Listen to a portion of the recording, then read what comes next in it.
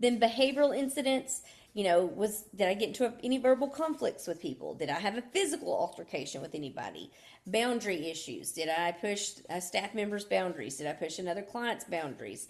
And the boundary issues can be anything from, hey, threatening to leave, that AWOL risk, to, getting in somebody's face, or just, um, you know, saying things that I shouldn't say. And then emotional distress, crying, anger, uh, anything that shows emotional disturbance and distress. This is going to be key after a phone call, or um, after something, maybe a discipline issue or whatever, and we're going to go, well, that's normal. You should have that.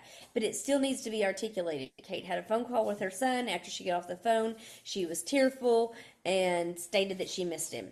Okay, great. Like, that's an appropriate response. But at the same time, we need to know that so that we can start working on, hey, how did your conversation with your son go? Oh, it was great. So what made you cry? Oh, how did you know about that? Well, we're a team. We all work together and we want to take care of you.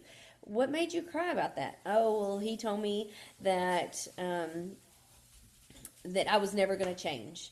And then the counselor can start working with them through how to respond to that, how to not accept that, not let that negativity sit with them, but then also how to deal with feelings, and that was an appropriate emotion to be told that, but yet at the same time not to let that stick to them. All right. Any property damage, I accidentally shut the door too hard and busted out a window. Well, if I've had 3 accidentally shutting the doors too hard and busting out a window in a week or even a month, that's not normal. That's not okay. So it's articulating those things so we can start to catch patterns. And then rule violations. If people are losing merits, if they are meriting out of the program, things of that nature, it's extremely important to list that here. Any self-harm concerns, so maybe I took my razor and I didn't give it back, or I was found to have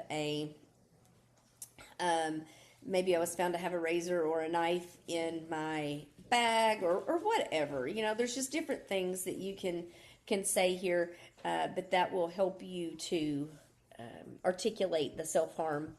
And then AWOL risk, they threatened to leave, they walked off the property but then came back, anything like that. So description, intervention, and response, this is where you can describe the behavior, what you did to intervene. Maybe you redirected them, maybe you called in another staff member, maybe you had to separate them from the group. Whatever the intervention was that you used, then you can list that there. And then what's their response?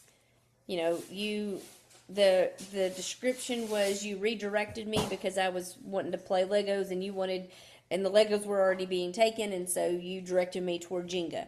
And what was my response? I was angry, I was withdrawn, I was fine, whatever the case may be. You list all of that there. And then if there's a need for supervisor notification, anytime you have to notify a supervisor. So if you text a supervisor after hours, or when they're not on shift, it needs to be documented on this, because there's a reason that you're having to notify them.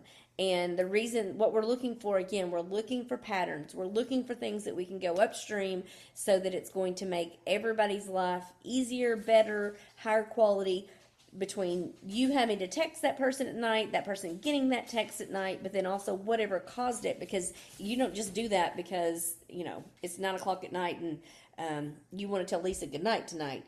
You do it because there's something that happened, and so it's helping to go upstream and figure out what those things are.